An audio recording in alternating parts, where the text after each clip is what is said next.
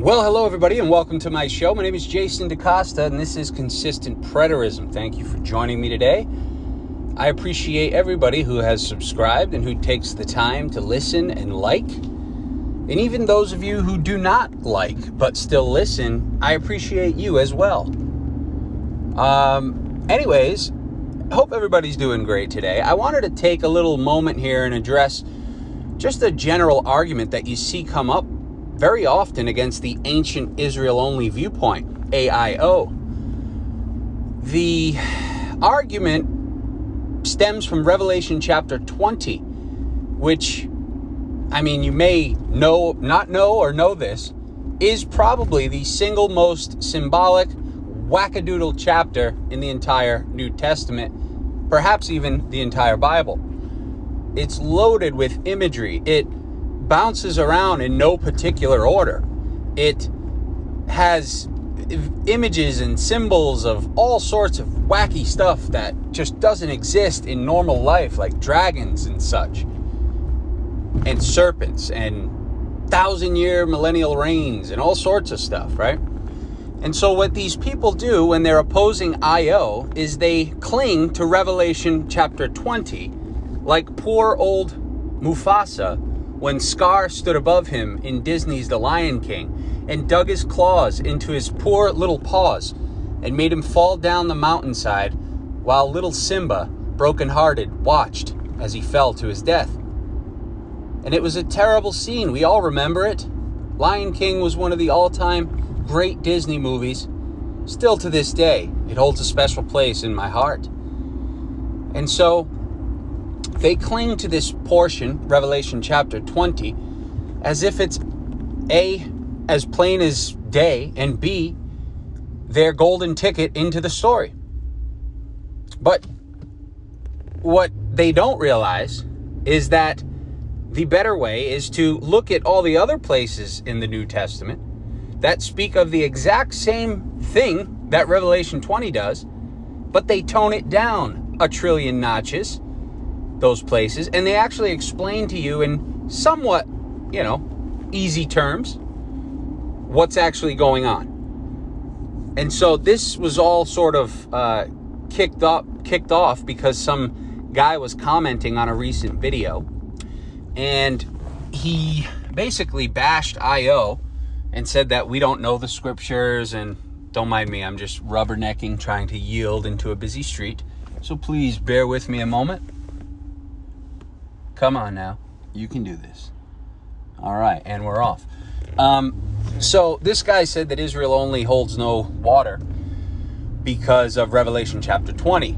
He quoted a couple irrelevant Old Testament passages as well, which is always a, picture-perfect tactic of these people who oppose IO. They go to the Old Testament and they flail passages around like they mean anything, when really they're just passages that had to do with Israel's old covenant and coming to the temple and, laying down sacrifices and offerings and whatnot. It has nothing to do with today. That whole world is so far removed from reality.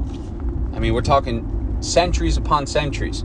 Nothing to do with today whatsoever, and they still quote these passages as if they mean something. Symbolically, they mean something.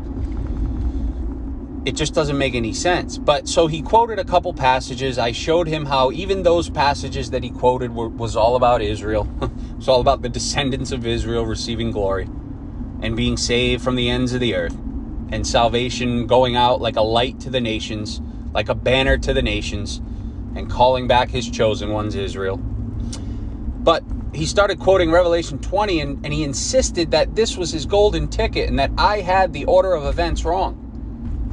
And I came back and I told him, listen, sir, you don't know what you're talking about. I showed him many reasons why what he's saying is wrong. Basically, in a nutshell, his argument was that after the resurrection of the saints in AD 70 and their entrance into heaven, he does believe that they went up in AD 70 with the coming of the Lord. They received their heavenly promise. But after that, he says, there's a part two.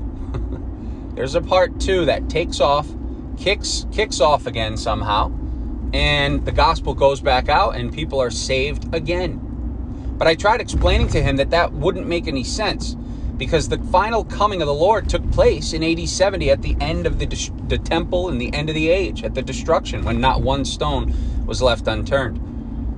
And so he came back and, argued against the obvious, like they all do. I showed him Matthew 24, where Jesus said this gospel will go to all nations and then the end will come. And he encapsulated that same end in that same generation that he was speaking to.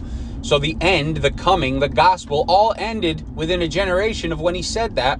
Hence why they were urgently and desperately and quickly going out to the nations to gather in the elect. And while they were, and that's why they were redeeming the days, because it was running out.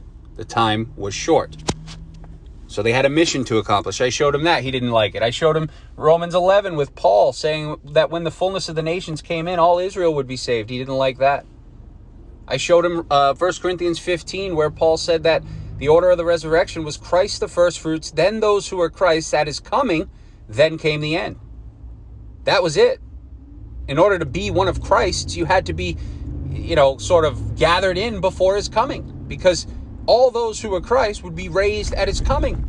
And then came the end. There is no raising. There is no, promise for individuals after his coming, according to the narrative, of course.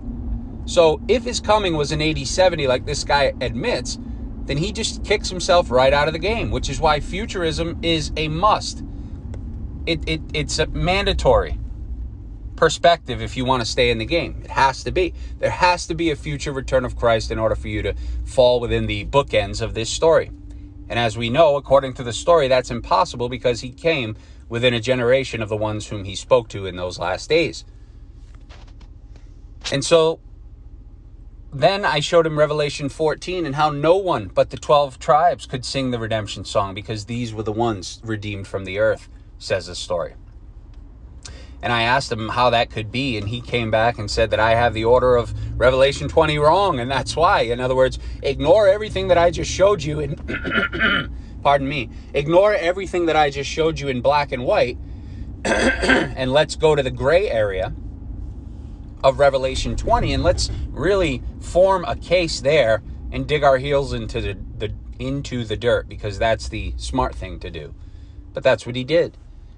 And so then he tried telling me his order of those events in Revelation 20, and I'm sitting there scratching my head like, dude, this isn't very hard. And so I broke it down for him one final time. Let me take a swig of my water here. Pardon me. And so I broke it down for him one final time, and I just ironed out the bullet points. And I finished it off by explaining to him that here's the deal. All right, like Joe Biden. Come on, man, here's the deal. All right. Pardon me. Here's the deal. All right. The final event in the entire story. Pay attention, folks. If there's anything you pay attention to in this ridiculous rant of mine as I drive my vehicular, if there's anything that you pick up today, let it be this. The very final event of the entire story, the final scene, the final picture, the grand hoorah, okay, the climax moment that they were all waiting for. That final scene in the love story before the curtain comes down. What is it? It's Israel having entered into their new city, or we won't even call them Israel. We'll just call them a group of individuals. They entered into their new city, they received the promise, and they were with their shepherd wherever he went. So it's a picture of them in the city. That's the final picture. There is nothing portrayed after that. There's a lot of references to it in the New Testament, such as, in the new age or in the age to come, they'll neither marry nor given marriage, but they'll be like angels in heaven. So there's some promises about what this would look like. They would be immortal beings and whatnot, basically angels, glorified angels. But there's really nothing that talks about our life or anyone's life beyond that point. It's just sort of, it leaves you hanging. It just says, hey, here they are. They're in their promise. Everything's good. They're finally safe. There's no more threat of harm or fear or danger or death. No more pain, no more tears, no more suffering, but he'll wipe away every tear from their eyes. And these sheep would be with their shepherd, and they would follow him wherever he goes. The lost sheep of the house of Israel. So that's the final picture. So every single solitary thing that this guy quotes in Revelation 20, the judgment, the great white throne judgment, the 1,000-year reign. Everything falls before they enter into that city. Please pick up on that, because you can shut people down. Every single event in Revelation 20 takes place before they enter into the city, including the Great White Throne Judgment, because you're not entering into the promise unless you pass that judgment, right? That was the final judgment that Jesus said would take place before some standing here taste death in Matthew 16. Truly I say to you will see the Son of Man coming in his kingdom, and he will what? Judge each man according to his works. I say to you, there are some standing here who shall not die before you see this occur. Okay, that's what he said. So that judgment was within a generation of the end, which is why they were in the end, which is why they all said, repent, for the kingdom of God is at hand, which is why Paul said there is about to be the resurrection of the just and unjust, which is why all these things were about to pop off, and they were going berserk in those last days. Okay, so I tried to explain that to him and show him. And then I also tried to show him about this reign, because he was all, gung-ho about this millennial reign, right? This symbolic millennial reign that he's waiting for, or he knows when it was. But I showed him that Paul, in the decades leading up to the end, actually said that Jesus was currently reigning at that time, and that he would rule and reign until he put all enemies under his feet, the last one being defeated, being death.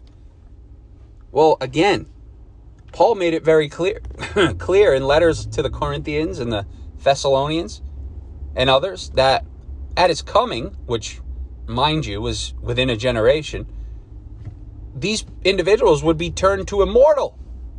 They would be victorious over death, right? The last one being defeated is death. So Christ would reign until death was defeated.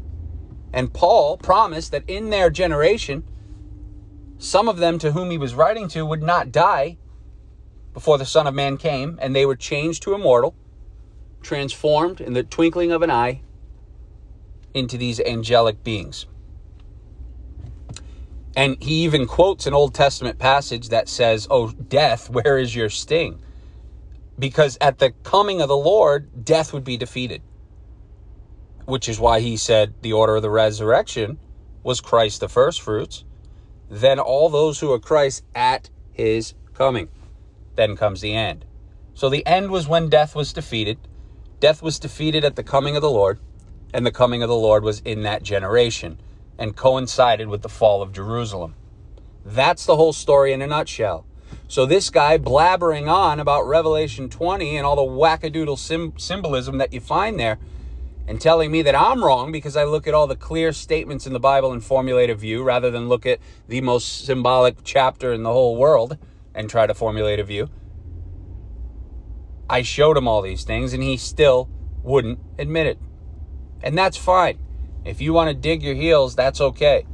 But you cannot extend this story beyond the coming of the Lord, because that's when it all went down. That's the resurrection. That's the final judgment. That's when they would stand before the throne and the books would be opened, which, by the way, the books were according to the law that only they had. And each man would be judged according to his works. So that's all I got for you today, folks. I just wanted to hammer that point home and let you know that if someone tries telling you that Revelation 20 is their golden ticket and that all these events are still in the future, and they try to split it apart and say, sure, there was a resurrection in AD 70, but there's another one, right? There's another one. So many people have done this. Remember Dirtbag Joe Simpson? This was one of his favorite arguments. When Matthew Simon lost his shit and went banana sandwich on us, this was one of his arguments as well. The old, Revelation 20's our ticket argument. But they fail to remember that all the things written in the book of Revelation were at hand and about to take place. They fail to remember that a lot of these events in Revelation are pictures flashing backwards in time, pictures looking at their present time, and pictures looking just ahead to events that would shortly come to pass. So none of these events took place, and none of these events extended out 2,000 years like these baboons would like you to think. It makes so much more sense if we just let the story be a story Let it be the fairy tale ride-off, happy ending, sunset finale that it is meant to be. It doesn't give you the details of after that glorious entrance into the New Jerusalem, which, by the way, only had the 12 tribes' names written on it. It doesn't give you anything. And the reason it doesn't give you anything is because you were never part of it. Now, that doesn't mean bad news. That doesn't mean anything negative. That just means that this particular story, which I believe obviously didn't happen, is not about you. That's all it means. That's all it means. It's an Israel-focused tale. It's about Israel's salvation and nothing more. Folks, I hope you all have a great Sunday. Don't forget to give the video a like-a-rooski, share it with your pals, and we'll catch you on the flip side. Take care, everybody. Bye-bye.